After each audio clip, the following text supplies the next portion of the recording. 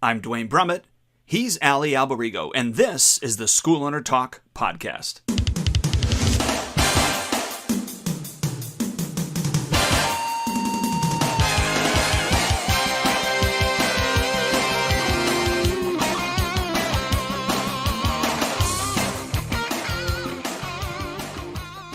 Hello again, Dwayne Brummett here with Ali Alberigo, schoolownertalk.com. Ali, great to be with you today, sir. Yeah, thank you very much. You kind of froze at that. You said great to be, and then you froze, so it sounded like you were stuttering. But it's great to be with you as well.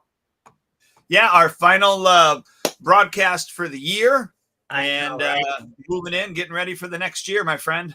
I know, isn't it crazy? Like my last few coaching calls have been exactly, exactly that. Like what we have 1 week left, and then we're off for the break, and then we're back in.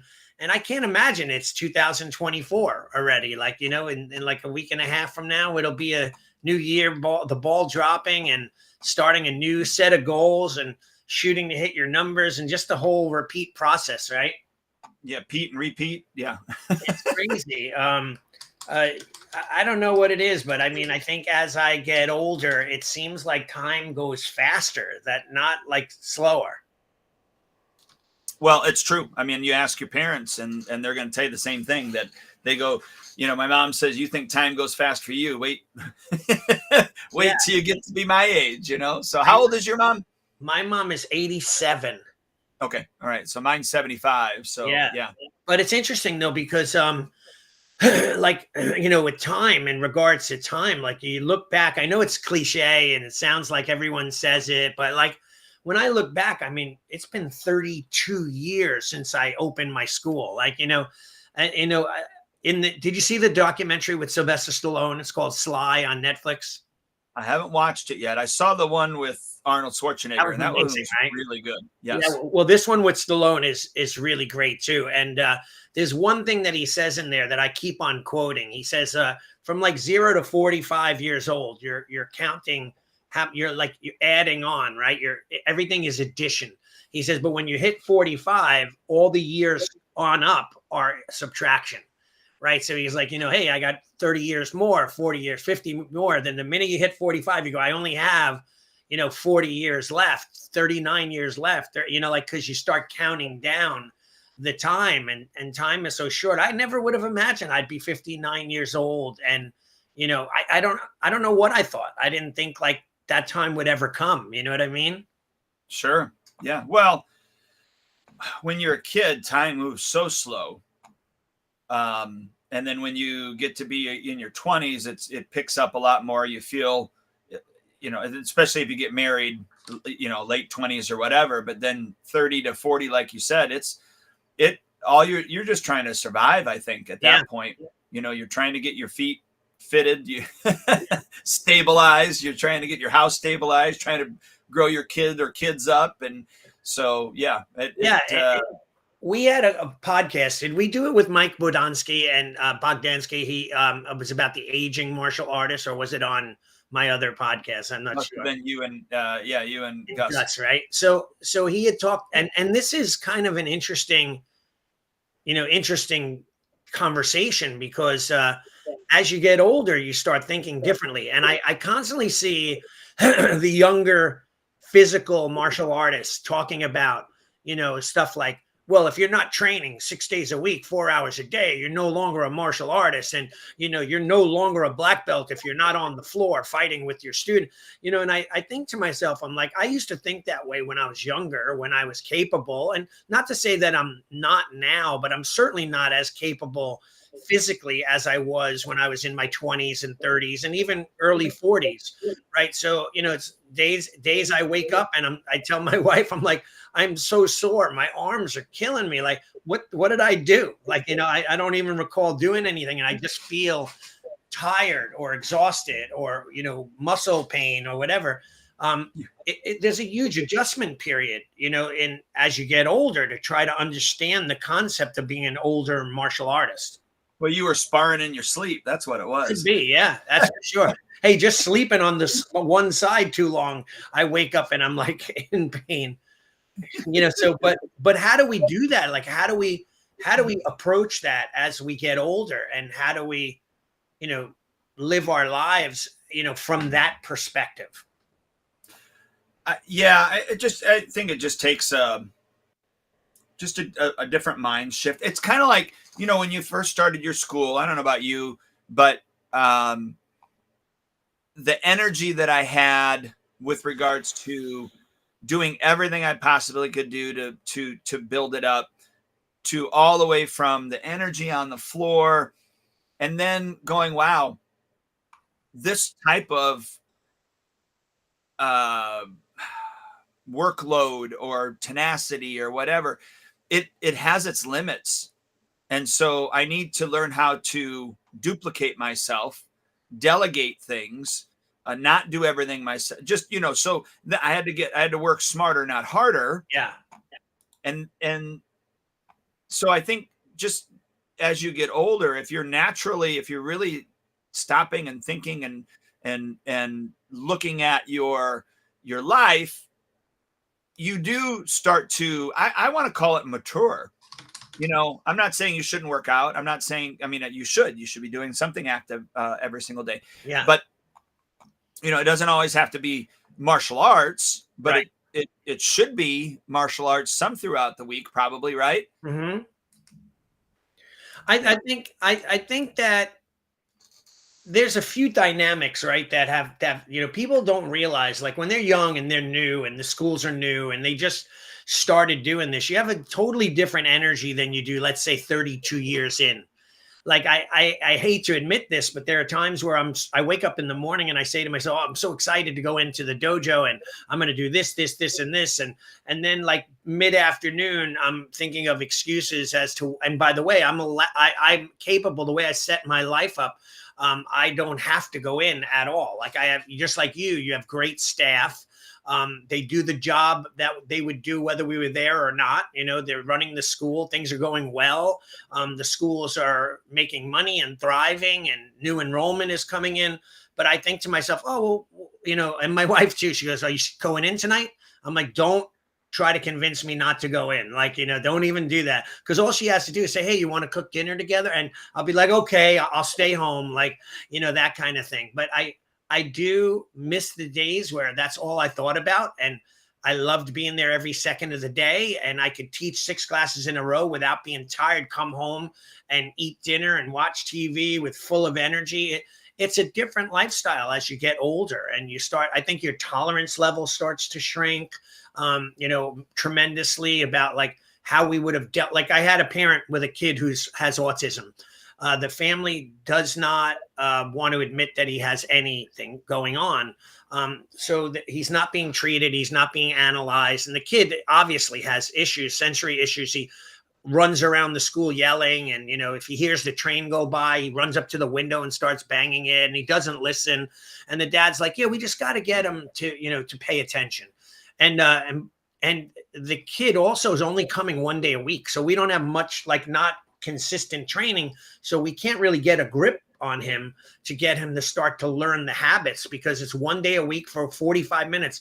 So I just told the dad 2 days ago, I'm like, Monday, I said, I don't think this is going to work out. We did it on a trial basis. I don't think that you're putting in enough time for us to make our lives easier. So I just don't think it's going to pan out. And he agreed, because he doesn't want to put the time in. Right. But I have less patience for that now than I would have years ago. I would have done anything I could, worked extra, gave him a private lesson. You know what I mean? Right. And Yeah. now I'm saying to myself, do I want to spend the energy, taking to try to do that? And I might sound like I'm cruel for saying no, but No. I was going to say, sometimes I I feel like I'm horrible because we Right. do that as well now, where I would have bent over backwards before. But that being said, this is horrible to say, 99% of the time it didn't pan out anyways. Yeah, and it's not, isn't it funny that we say it's horrible to say, because we kind of feel guilty from our perspective. We want to give more to those students than they want for themselves. And like, for example, this parent that, they want their kid to do martial arts so that they can learn all the benefits, but they're not willing to put the time in. But I'm willing to do whatever I can during that hour. And, it ruins my entire class, chasing him around, mentioning his name 57 times, assigning an assistant to help one kid when they could be helping 20. And I do that because I have this. And by the way, I have to admit, my guy, Ryan, he said, I don't think it's a good idea. And I did it anyway, against his Yes. request, which kind of is bad. But at the same time, I have more compassion and empathy than he does, maybe. But he was right. Like, and he's like, you're going to put all that energy into this one guy. He's going to ruin the class for the other 25 kids. And why? Like, why put that energy in? Not to say that it's not admirable, but it definitely didn't pan out. And like 95% of the time when I've done that. Yeah, no, there's something to be said about, when our head instructors say something, and I'm not telling you what to do, Right. but it often is the time that Mr. Bean is correct. Mm-hmm. He's just willing to say it. Yeah. But do you think that's because I sometimes, maybe you'll understand because you probably maybe have thought this, but do you feel like sometimes they just feel like that because it's not their school, even though they love the school, and they don't have the patience that we would have, or they're not thinking of it from our perspective, or are they just more clear-headed than us? Because they don't let all that other crap get in the way. For me anyways, with Bean, I think that he is not as emotional about things as I am. And if it doesn't fit the model that we have on the floor, then it's not worth doing it. And just being upfront with them, right, is probably better. Yeah. So I may be in your shoes by the end of January. And here's what I mean is I had somebody reach out to us. They were in our special rec program. Mm-hmm. That's teenage and adult mentally disabled individuals. So Right. anywhere from autism to Down syndrome, those type of things. Yeah. And we've got a special program that we do in rotation with a certain group called Special Rec that, helps and put together these activities, but we do it with them. So anyways, the kid had, he's got Down syndrome. He had done the special rec program, but it was really, and he did it during the summer, but he can't do it throughout the year because of the time. It starts at 3:15 in the afternoon on Friday and goes till 4:00. So Right. there's no way he can make it there because of the time he gets out of school. And mom's like, is there any way that he can be in the program? And I said, well, let's first do a half an hour private lesson, one-on-one. I'll work with him. I'll evaluate him. I said, but I just want you to know that, even if I say, yes, he can do the trial, in going through the trial, we feel that he is not going to be able to do this level of a program. I'm going to be honest with you. Right. Now, Bean, he was sick last week, so he got the flu everybody else has, and so he wasn't there. I was, had he been there, I would have said, hey, this is what we're doing. Watch him as I'm doing it. I'm doing to do the lesson, but kind of glance over, see what you think, because we're based upon whatever happens, we're going to give him a 30-day trial.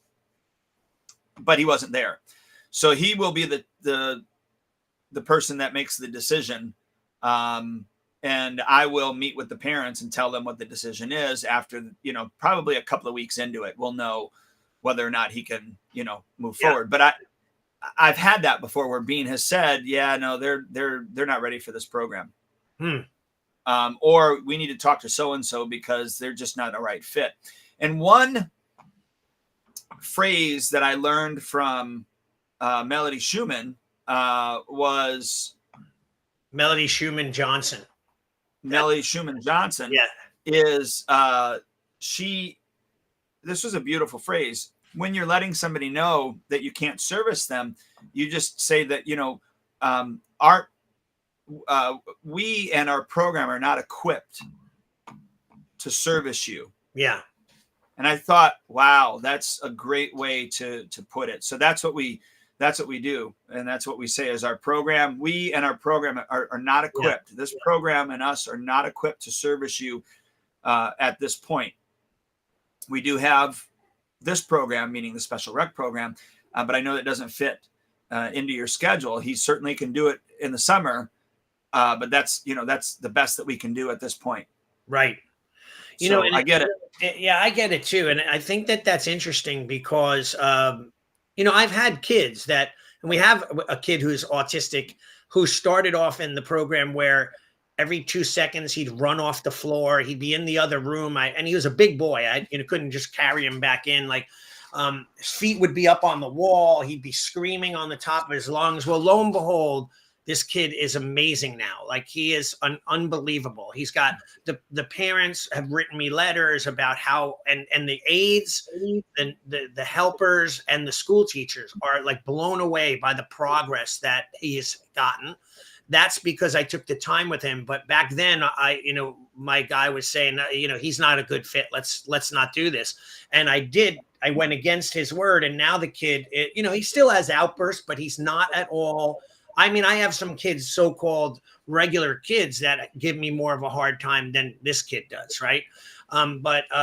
But then on the other hand, I've had those times where I've kept the kid in the program to my own demise, where parents were taking their kids out because they feared, having this kid with a weapon, a bow staff, a hanbo, a sai in his hands, practicing during class while their kids were in the classroom. They never knew what he was going to do, how he was going to lash out, and so on. So I kept them in the program. And funny story is, at the end of the year, when it was up for renewal, after torturing myself for a whole year and assigning people to help him, and the parent says to me, we're probably going to go down the road because they said they're going to give us the program for $5 cheaper. So unless you meet the price, we're not going to continue. I said, well, that's great news. I said, thank you so much, because I felt bad. And I'm glad that you found a better price and a better school. So good luck with that. And then I just walked away. And they're like, but wait, no, we're not going to do the renewal. We're done. It was amazing. And I had put all that time and effort in. I mean, it was just a nightmare for a year. So you got to be real careful. Like, choosing your students is important. I don't think that we do enough of that. I think school owners are always looking for a student. Like, who's going to sign up? It doesn't matter that they spit and drool in class and yell and scream and hurt others, right? We're going to keep them. We're going to teach them. We're going to turn them around, right? Meanwhile, we lost 25 people because of it. Yeah. So careful. Since are we complaining, or are we just stating facts? Yeah, I don't think it's complaining at all. I think there are a lot of school owners, right, that may be thinking what we're thinking right now and questioning whether they should do it as well. So right? I had a crap show Thursday night at the studio. Oh, yeah. So we have Mr. Bean was out because he was sick. So I'm filling in. And I guess it's a good thing that I was there and that he didn't have to handle any of this. But we've got a tiny little ninja, been with us for a while. Apparently, the grandparents come and watch. Dad comes and watches. I don't know that I've ever seen Mom, but again, I'm not there enough, right? Yeah. And so Mrs. POTUS, who is our program director on Tuesday, Thursday, she informs me that the great grandma, they don't want the great grandma there because they think that she's going to kidnap the kid. Okay. I said, well, do they have an order of protection? And she's like, well, no, not that I know of. And so it was a crap show, dude. Yeah. Like, the great grandma shows up. The grandma corners me and says, hey, look, we're worried about, what I had stated before. And the fact that this person actually went to the school and tried to get in contact with the kid. And now she's here trying to be in contact with the kid. And I said, well, basically she's saying, can you kick her out? And I go, well, do you guys have an order of protection? Well, no, but we're in the midst of, getting the law involved. I said, well, at this point, nothing's happening and, nothing's going to happen here. And then at the end of class, I walk out the door so that, if for some reason the lady grabs the kid, I'm there. Yeah. Right. And so Dad comes, he was pissed. Dad comes and meets me outside. He reads me the riot act. And I said, well, that's why I walked out that door. So yeah, okay, yeah, I see why you walked out that door. I'm appreciative of that. Thanks. And then, he's saying she can't be here. And I'm like, well, look, I've never had to deal with this before. Yeah. And, without an order of protection, had you had an order of protection, I could have said, yeah, absolutely, lady, you got to leave here. Yeah. I said, but after my conversation with you, I will go and talk with her. And of course, in the midst of it, he's like, well, my kid's not going to come back here if she's allowed, all that stuff. Yeah. You know how they do. And I said, well, I will talk with her and then I will get in contact with you and let you know what's going on. Yeah. So they leave. There was some others. Oh, when I said that look, I've never had to deal with this before. I don't have a standard operating procedure for this. And he looks at me, he goes, well, you should. And then he says, he's a firefighter and we have standard operating procedures. I was going, you didn't create any of I didn't say this, but I'm thinking you didn't create any of those. Right. You got hired on, you met the qualifications, got hired on to a company or to an organization that already had standard operating procedures in place to deal with supposedly everything, which you can't deal with everything. Right. And I go, well, when things like this come up, afterwards, I create a standard operating procedure. I can't know everything that's going to happen. Right. Yeah. And I was pissed. So they leave. I talk to the great grandma. Great grandma, tells me that I'm hearing the same thing from her, that they think that she's going to do X, Y, and Z. And I just pleaded with her. I just look at her. I go, look, I just teach karate. And they just said that their kid's not coming back if you show up here again. I go, I'd love to teach your great grandkid. So could you please just not come back here anymore? Right. And she was like, I just wanted to give him this gift. I said, well, you tried giving to him at school. You tried to give it to him here. I said, just mail it to him. Right. Well, if I mail it to him, they're probably just going to throw it away. I said, based upon what I saw today, you could hand it to him. And I bet you they're just going to throw it away anyways. Right. So she says she's not coming back. I called Dad up, tell him that, talk to her. She's not coming back. And I told her if she does come back, that the police are going to be called. And so lo and behold, yesterday was the day that this little kid's supposed to come back to class. Mm-hmm. We get a phone call. Guess what? They're not quitting. Yeah. Yeah. Yeah. After all of that, you're leaving. You're quitting. Right. Oh, I know, dude, I get it. It's like, again, you're damned if you do, you're damned if you don't. Although I can tell you this, that, your business is your private property.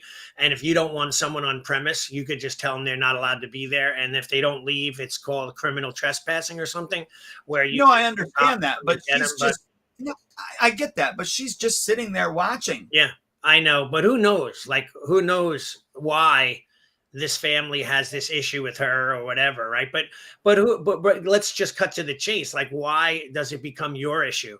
Why do you have to deal with it? Why do you have to have a procedure and process? It's not something that we ever signed on for. No, but that's why I said I just teach karate. Yeah. But how am I supposed to know who's telling me the truth? Right. Exactly. Like, am I supposed to side with the parent every single time just because they're paying? Yeah. Well, I think that no matter whether you agree with them or not, because they're the parent, you have to side with them, right? Because they're the ones that make the decisions for the child.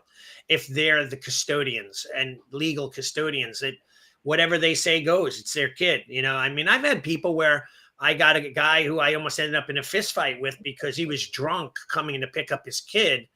And it was the toughest thing I ever did. I remember being a young martial artist in my 30s, like not knowing how to handle this. And I said, you know what, sir, I can in good consciousness let you leave with your kid the way you are. So you're going to have to find someone to come and pick him up. But I can't let you do it. And if you try, I'm going to have to hold him here and then call the police. So can you just leave and get someone else to pick him up? And it kind of was a very tense moment. Like I didn't know how it was going to end up in a fist fight or, and was I overstepping? Not really, but at the same time, I felt like I was. Right. So that's the thing, a lot of, we have all these conversations that I don't think are on any other podcasts. Like they don't talk about the inner workings and the problems and what we have to deal with. So I'm hoping that people who are listening, they go, wow, I'm glad I get to hear this. I'm glad I get to see that it's not just me, or how they dealt with it and what they did.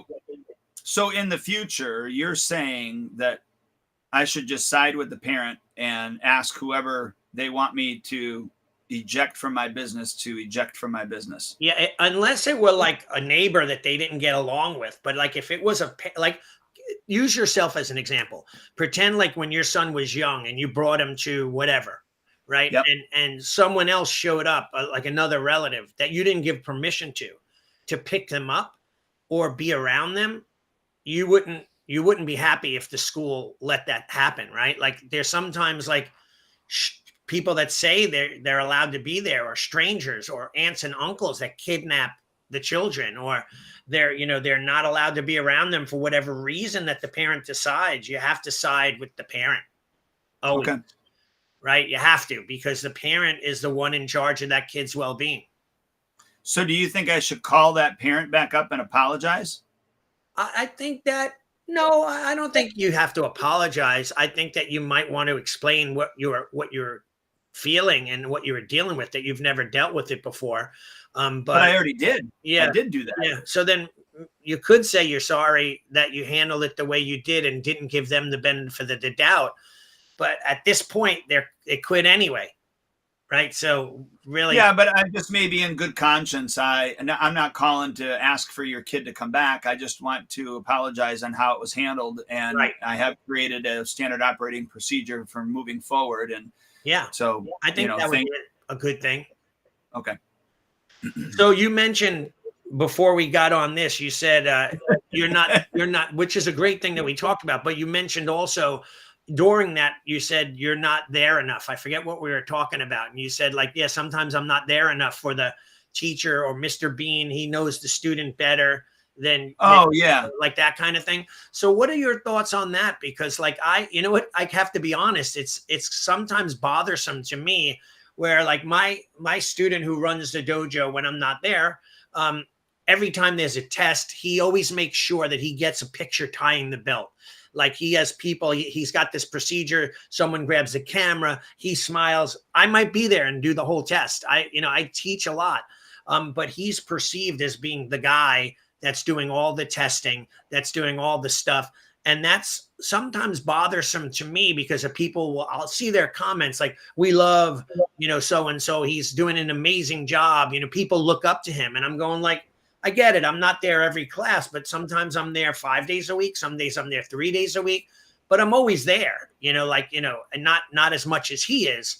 And I wonder, like, what do you have to be there every second of the day, every single class of the day to be recognized as the head instructor or the main guy? And why do people not see that? And I look at it and I get frustrated with that. Well, I know for me, there was a time where I don't want to say it bothered me. I was disappointed that I wasn't in that position anymore. Right. But I did it purposely to myself, so that one, I could have more freedom, but two, so that Mr. Bean could grow more, because with me in that position, I mean, he can't grow anymore because I'm there. So when I take myself out of that, it allows him. So there are, I mean, even Debbie, my wife, you know, back in the day when I first had done this, she would say, doesn't it bother you that, you know, they get the cards or the Christmas gifts or, you know, those type of things? I said, no, it just means that that they're doing the right thing. Yeah. You know, is it nice to be praised and acknowledged? Sure. And I feel like when I go in and I teach, every time, I shouldn't say every time, almost every time I go in and teach, I have somebody say something to me, such as, you know, there's just a different energy when you're here. Right. And I teach differently. Right. But that being said, the methodical teacher that Mr. Bean is, he's very systems based. So the repetition of things, the way that it's structured, I don't know that I know that I would not be that structured. I'm more of a, you know, today we're going to work on this because I see everybody needs to work on that round kick. And I know the lesson plan says that we're supposed to work on a round kick for 5 minutes and then move to the forms and then move to this. Yeah, they need more work on this roundhouse kick. So I'll get to that stuff later. And that's funny. He's not like that at all. You see, I'm very much like you. And I find that I could go in and just be like, oh, yeah, I think today's a day that we should. I'm watching him do a technique, a throw or a sweep or a wrist lock. Okay, let's focus more on that and forget all the other crap, you know, because we're not doing well in this category, right? And we need to work on it more.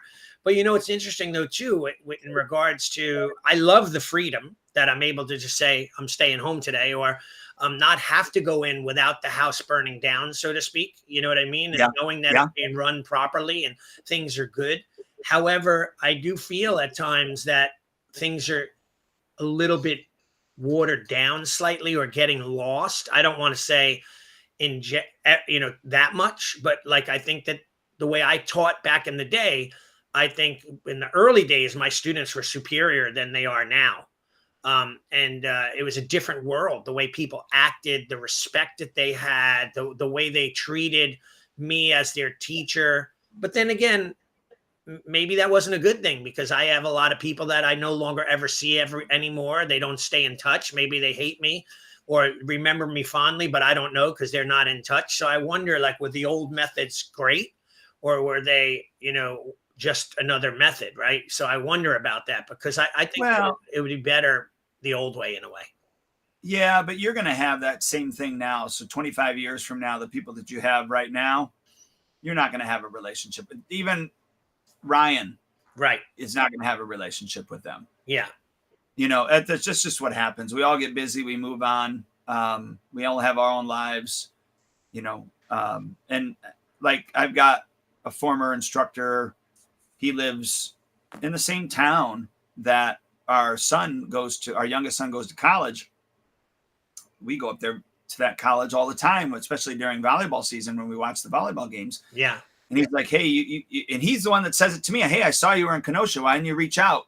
You know, let's get together. And unfortunately, at that point, it's like, we're there for this. And then it's not conducive, but you know, we still have that same mutual respect. Like you know what I mean? So I definitely it's partly on me too. I'm not reaching out. Yeah. And that's interesting, right? Like this is sad news, but my friend had a student that she had trained with him for 24 years. And I knew her very well. She would come to all the different events that I was at and he was at. And he just texted me the other day and said, Renshi Laurie just passed away. Like, she was a young woman. And I don't know why or how, what happened, but she wasn't feeling well. She went to the hospital. A few hours later, she had died. Wow. I say to myself, like, and I always tell my one friend, like, life is too short, you know, and we always say we're going to get together, or we always say we're going to hang out, or we always say we're going to talk on the phone, and then we never get around to it. And then we'll regret it when, you know, if for something, God forbid, ever happened where we can no longer ever see that person again. So my good friend, I don't know if you met him, Professor Sugar Crossan, Robert Crossan, but he always had a saying. He says, you should bring your parents their flowers while they're alive, not when they're dead. right? He said that's the time to do it. And we don't take time enough to do that, to give credit to the people who've helped us along in our lives. And like, I'm always forever posting on Facebook, and my teacher, Shion Felix Vasquez, he'll comment. And then I'll always say something like, Shion, without you, I wouldn't be this person, and yada, yada, yada, because it's true, though. He shaped and molded me in so many ways. I sometimes feel bad because it doesn't seem like I'm giving back enough to him. Yeah. So I think we need to recognize that now as teachers and with our friends and our family and so on. So like, I'm going to ask this question now that you brought this kind of up. I'm thinking, I've never done this before, but I know some people that they choose a word for the year, and that word gives them the direction for that year. Have you ever done anything like that before? And the reason I ask that is because as you're saying those things, it's obviously reminding of me, bringing to the forefront the word gratitude. Right. Second to that is I remember Zig Ziglar talking about the fact that he had what he called a wall of gratitude. Right. And so he had pictures of people that were in his life, past, present, future, that were on the wall. I mean, they never changed. And then if somebody else made it to the wall, he would put them up onto the wall. Yeah. And I thought for years, wow, it would be really neat to have a wall of gratitude. So first question, have you ever had a word, for the year type thing? I'm sure you've heard of that. And then, I have. I've never done it though. Okay. Yeah, I wonder what that does. If that really does set the tone. It probably does. It sets the tone for the whole year. But I know gratitude is really the healthiest human emotion. Yeah. I do know that for a fact. Revenge is one of the worst emotions, most negative emotion. So, but one of the most powerful ones. It used correctly, yes. Well, I'm saying, but even incorrectly or correctly, revenge is a very, like, people will, kill their spouses or kill over it, steal over it, like revenge to get people back, versus what you're saying, the gratitude emotion. It seems that we tend to overlook the gratitude, right? And if we do have it, you and I are talking about it now. I wrote down, like, we can talk about this in a second. We call it the bubble concept, my friend and I'll talk about it in a second. But you're right, though. Gratitude it's short-lived, though, right? Because we're not used to living in that. Yeah. I'm going to make my word for next year gratitude. I don't know how I'm going to utilize that word. I don't know, but I got a couple of weeks to come up with a framework that I want to demonstrate that gratitude throughout this next year. And then I guess what I'm thinking is how do I demonstrate that in my relationship with my wife, with my kids, my friends? How do I demonstrate that relationship to the studio and my employees and the students? Yeah. And thinking about that, rather than moving on to it, that other thing that I was talking about, I think of the book, The 5 Love Languages. Have you ever read that? Yeah. Isn't that interesting, though? Like, so for example, gratitude, right? Like how we show it, right? And what we'll do, like you and I I tell you all the time how important you are to me and how thankful I am to have you as a friend. And I just did it again just now by saying that and reaffirming that. And you're much better at that than I am, to be quite honest. But that's okay, though, because like sometimes like our love languages are different. Like, for example, I remember, like, for me, I'm more of a service person where I like to be serviced versus, and I don't mean that in a sexual way or anything weird. But like, I would rather get a, hey, honey, I just made you dinner. But that's the truth, though, right? I mean, I rather than, I just made you dinner, or I picked you up that dessert that you like those little things mean more than someone coming up and writing me a big long letter at how amazing I am and what I do and how important I am, because those words don't hit me like the service item, right? Of being taken care of, the action, right? And everyone has a different love language, has a different way of appreciating something. So that's something when we approach our parents or the students, and we wonder, like, wow, they didn't seem very thankful. Like, like my mom is at a senior center and she's in a memory care unit. So we gave the lady who's always calling me on her own personal cell phone and FaceTiming me so I could see my mom and talk to her. She does it every other day. So we gave her $150 Venmo gift just to say thank you. And it didn't seem like she was overwhelmed, like, oh, great, this is so nice of you. But it's because some people don't know how to show. It's not that she didn't appreciate it, because I could see she did, but she didn't know how to show the appreciation, right? And I could have said, well, oh my God, she doesn't appreciate it. Like, look, I went out of my way and gave her the gift, and why did I bother?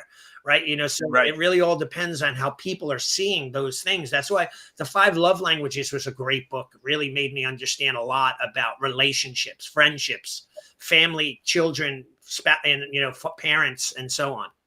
But I was just going to quickly add on to that is, sometimes you can identify how the other person wants to be serviced. Yeah. Yeah. By how they deliver those messages to you. Sometimes it's a big sometimes, right? Because sometimes we assume, because of the way we think, that they should see it from our point of view. Like, I'll give you an example. You met one of my crazy ex-girlfriends. I won't mention any names, but you know exactly what I'm talking about. And the book, The 5 Love Languages, I bought a copy, gave it to her. I read my copy. I zipped through it and read it. I'm ready for work. Like, I'm ready to go to town and do everything the book says. I want to understand her perspective. Hey, did you read the book? Nah, I'm not interested. Like, so how am I supposed to do all the work if they're not even going to read the book? And that's because they have a totally different perspective on the value of the relationship, where we're at in the relationship, whether they want to put the energy into the relationship, and so on. And that's very much like our families in our dojo, right? Like, we want their kids to be amazing, but they're not putting in the time. Like that autistic child that they're going 1 day a week. They can't find the time to do it more, yet they want us to do magic in 1 day a week for 45 minutes. And it just makes our life more and more difficult. Yeah. Right. So my friend, Soke John Oschlager, talks about the bubble. Like, you and I right now are in each other's bubble, right? And who is in our bubble, right? Like, when I leave. By the way, yeah, I'm not servicing you in this bubble. That's exactly it. And I would not ask you to. But as far as the bubble, my friend will say, as we get older, the bubble starts to shrink. Like, we used to have a massive amount of friends that we stayed in touch with. Like, tomorrow, I usually go Wednesday mornings to breakfast, but tomorrow we have our holiday breakfast. So I have about 12 or 13 martial art friends of mine. We all meet at this diner, and we're going to have a good time and talk. And everyone buys their own breakfast, and we just sit and chat. It's like our holiday breakfast that we do once a year. But try to keep that bubble open, right? Or else it'll slowly get smaller and smaller. Remember so-and-so? Oh, yeah. I haven't heard from him in forever. Like, we start to bring the bubble down to kind of a few little things. So trying to keep that bubble expanded and open is very important in our lives as well. Yeah. I think women do a better job with that than men in most cases, where women have a lot more acquaintances and friends than men do, at least from my perspective, what I see as time moves on. And, quite honestly, I spend more time with you than I do my 2 best friends that live in my area. It's amazing, right? Well, look, when I say this, it's nothing against you. It's sad. Yeah, no, I get it. To be quite honest with you, it's sad. Yeah, I do. I work really hard to keep my friendships across the board open. Like, even if it's just like, hey, I know Ali, he's a good guy. I know so-and-so, he's a good guy. Like, I try to keep that open to stay in contact, because like I said, it's very easy, but I'm really lucky because I do keep those relationships open. I could go, hey, John Hackelman, will you be on our podcast? Or, John Graydon, or whoever, Stephen Oliver, or, because I try to always keep these relationships open enough that I'm on their radar, versus like, hey, I remember that guy, but we haven't talked in years. Why would I bother returning his phone call, kind of thing? Sure. And that takes a lot of work, that I could almost say, we're not best friends, but at the same time, we're friends. Oh yeah, he's my friend. Let me give him a call. Like, I always joke with my daughter. I have a bunch of fake celebrities in my telephone. So I'll be like, Channing Tatum is on the movie, and I'm going, oh, you want me to call him right now? She's like, yeah, Dad, 555-1212, right, Dad? Like, I'm like, well, let me call. Hey, Channing, how you do? Like, and she, okay, Dad, great. Like I'll fake through it, right? Sometimes though, I have people in there that she doesn't believe that I know, and I'll call them and go, here, can you talk to my daughter? Like, people that are quite famous, but most of the time it's fake. But keeping that bubble open is important, right? Keeping that and the tolerance level too, like as we get older, right? Our tolerance grows smaller to keep that bubble open. Does that make sense? Yeah, but I also think, yes, our tolerance, I agree with that. But I also think our skepticism on why at this point in our life does this person want to have a friendship with me? Right. And what's the ulterior motive behind having, like, you see what I'm saying? Absolutely. Yeah, no doubt. Like I believe that that's where we look at things and we go like, yeah, what is my value to them? Like, do I have any value? Am I, like, is there any reason why they would want to be my friend? Or maybe they're just normal people and they like you as a friend. Like you don't have to have a value. You don't have to be famous. You don't have to be rich. You don't have to have a nice car. You could just be a good guy and they enjoy you and find you interesting. And I find that to be, as I get older, I start looking more for relationships like that versus the latter. Yeah, absolutely. Yeah. I like that challenge. Open up the bubble. Yeah. A little bit more this year. And I would venture to say the more I encapsulate the word gratitude this coming year, I think that will open up my bubble even more. Yeah. You know what too is I think gratitude is great, right? Because gratitude, I think, serves as a purpose of us being thankful for other things that are happening around us, right? Like, in other words, I'm grateful for your friendship, or I'm grateful for my dojo, and I have gratitude towards my students. But I think also too that, remember that old book that was super popular called Don't Sweat the Small Stuff because it's all small stuff, or whatever it was? No, You never heard about that? Good book. You should read it. It's called Don't Sweat the Small Stuff. Very quick read. And it was, like the little things that we let bother us, the little things that we let derail our day or ruin our day or upset us about, I knew what they were trying to say when they said that comment. Meanwhile, they were just making a joke and they didn't mean anything by it. So we try not to sweat the small stuff, right? Like, and then we have to learn to appreciate more. Like, I know this is going to sound weird, but when I was in Florida, we found this vegan restaurant, very high end vegan restaurant with multiple locations. And it was like Asian cuisine. Like I had, tuna on, like tuna sushi, like on the rice with the tuna on it. I actually had that, but it was made from watermelon. And from what I remember, it tasted like tuna. What I remember in my mind, because it's been 20 years that I haven't eaten fish, but I remember, like eating it and being like, oh my God, this is so good. It's so, like I was able to have something that I hadn't had in a long time, of course, because I changed my moral mentality on eating animals. But I was able to experience that. So I was like so appreciative of that one little experience. And I was like, I remember just feeling, going like, wow, this is great, right? It's something so small, right? But sure. So we don't do, I don't know it, I say we as a general statement, but I don't think we do that enough. We're so caught up in the hamster wheel all day long that we don't show that gratitude. We don't feel that appreciation and pay thanks to the small things. I would agree. Yeah. I would agree. And I think, I guess I'll give everyone a report as the year goes on, starting next year with our podcast. Yeah. On what the word gratitude has done for me throughout the year. It'll be interesting to see.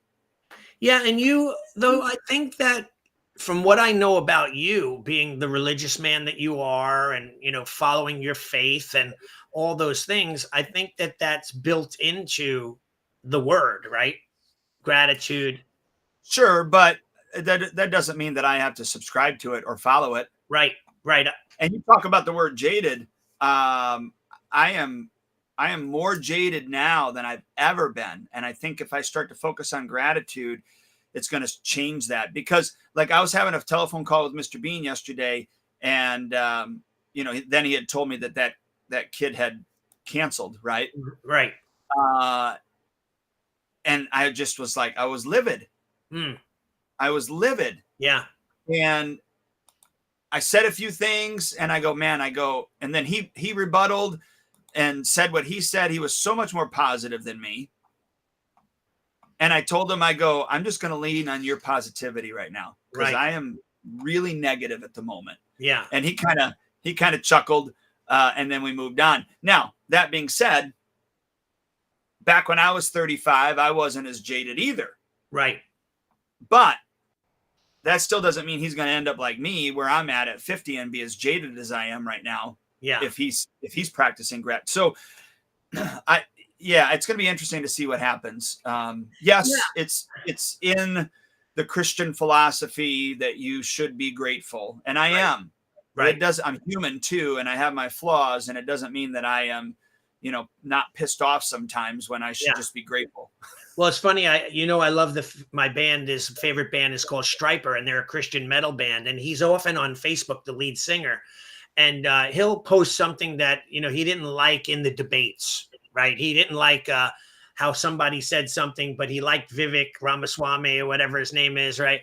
And then people will trash him. Like they're like, so how could you be a Christian and like this guy? Or how could you be a Christian and think that way? And he often says stuff which I almost look at it from a non-Christian perspective, but it's very Christian in a way. He'll go, I'm allowed to have an opinion. Not every person is perfect and is in your eyes the way it's supposed to be, and he kind of lives his life, and does the right thing by what he believes, so everybody has a certain perspective, right? And tolerance though for you, I mean, you have a right not to be tolerant at a certain time, because you've dealt with this over and over again. You have what is called experience, a track record of following multiple situations where things like this happen, where you're allowed to be, and I don't want to use the word jaded, you're allowed to have decision-making capability based on experiences. It doesn't mean that you're jaded necessarily. Do you agree? Yeah. No, I got that Christian thing thrown back at me on Thursday because I told you Thursday was a crap show, right? Right. Yeah. So I had another phone call Thursday night. I'm out with a friend because these people are behind on payments, and in their defense, how my program director delivered the information to them could have been delivered better. Right. And then we don't have time to get into the whole long story, but the mom messaged us on Facebook Messenger. She wants to speak to Mr. Brummett. And this is a Christian establishment, ? Like da da da da. So I'm like, oh crap. So I'm out with a friend, one of the friends that I literally had not seen and been out with that friend probably since August. Okay. So anyways, I didn't block my time out with him. I sent a link because I use Calendly to do all that. I sent a link. Well, they booked a time within like 15 minutes of me being out with my friend. I'm like, crap. Right. So I left the restaurant, went out in the car, listened to dad, and the mom's behind him yelling. And then they flipped. Their mom's on the phone. Dad's behind yelling. And all in all, at the very end, I said, I know my program director's heart. I've known her for 15 years. Yeah. And I just know that when I deliver this information, she's going to feel bad, and she's going to want to apologize to you. Will you guys accept the apology? Will you meet? Yeah. And they said no. They said no. And so I waited because, again, Thursday was a crap show. I was angry. I waited until about Sunday, and then I went back on to the thread that was messaged, looked this mom up on Facebook, and I saw different posts because I wanted to know, okay, do you consider yourself a Christian? Yeah. Yeah. And a lot of the posts reflect God and Christianity. So in my head, I was like, why didn't you just say that on the phone, Dwayne? Ask right away, are you a Christian? And then when they said yes, say, okay, well, if somebody wants to apologize to you as a Christian, shouldn't you stand there and Yeah. and at least listen to the apology? Mm, Like I wanted to throw that back at her in her right. face. Right. I didn't do that, but yeah, I hate it when people throw that Christian card out at me. Yeah. It Then it makes me becomes very, very angry. very accusatory, right? Or when people are like, okay, are you a Christian? Well, of course I'm a Christian. Like, why do you question that? Like, then it becomes even more inflamed. I think I've learned one of the best lessons I've ever learned was sometimes to just apologize and not show my point of view. Like I always, That's what I did. yeah, and that's it because you're not going to win. Like, because if people owe you money and you ask them for the money, you know who they're mad at? You for asking for the money, not themselves for owing the money.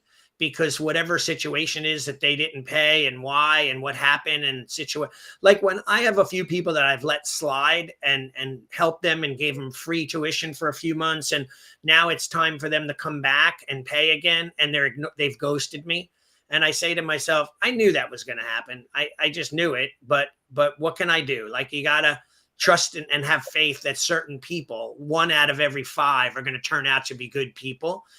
Because sometimes it's hard for people to actually do the right thing. And then rather than admitting to it, they will disappear and you'll never see them again. It's a shame, right? But that's part of it. That strength is to be able to speak and apologize is not as easy as it seems. It goes back to Grandmaster Hafner. He had always talked about, and I understood the concept, but now it's a real hard concept to put into practice. And his phraseology was, you have to be immune to criticism. Right. You have to. You have to be immune to criticism. Yeah. And I think, depending on the family structure that you grow up in, maybe even the pecking order right. of when you were born and just all those things. There's a lot of factors on why some people aren't immune to criticism and they take it to heart. Well, that's what our society, we're out of time, but we could do this at another thing, but politically in our society, in this day and age is very emotional, very sensitive. Back in the day when I was younger, we would call each other all sorts of names for fun. And, nowadays you even have mentioned it. Like I remember meeting my daughter's boyfriend for the first time, maybe a few weekends ago. We had dinner together, and I had to be on eggshells, not saying anything because I didn't know his political affiliation or how he thought or whatever. So like I would say something, and I see my daughter's eyes just open up, like look at me like maybe I'm going down the wrong path. Like, so I changed subject right away. So everybody's very sensitive nowadays. And I wish that we weren't, because it'd be a much nicer place, right, to live. All right. Yeah, exactly. So thank you. I'm gonna tell you first. Thank you for this year being a part of this and us working together and giving back to the industry that we so love. That's given so much to us. And I don't know about you, I look forward to next year. And the different challenges that we're going to have, the different guests that we'll have on, and the different opportunities to share. But I really appreciate you, sir. So thank you. And likewise, man, I appreciate you. So no podcast next week. We're not back until the week after New Year's. Yeah, that won't be until like the 3rd the 3rd. So December 3rd, we probably can do it. But moving on forward, we're gonna have to switch to like our like I talked to you about, switching to Mondays, just because I've got some other things. So no problem. All right, dude. Have a great day. Take care, everybody. Have a happy holiday. Talk to you real soon. All right, sir. Bye-bye. Bye. Thank you for joining us for another episode of Martial Arts School Owner Talk podcast. This would not be possible if it weren't for the support of our amazing sponsors. Please check out Elite Insights for all your website needs. They can be reached at eliteinsights.com. Add Health Coaching, helping school owners create a new and easy to implement revenue stream for your school. Visit addhealthcoaching.com. Lead Hunter Media, your online digital marketer and content provider. Visit leadhuntermedia.com. Academy Kings Growth Consulting and Management Group. They can be reached at academykings.com. and Spark Membership, hands down the best martial arts software for school owner management on the planet. They can be reached at sparkmembership.com. We will see you next time.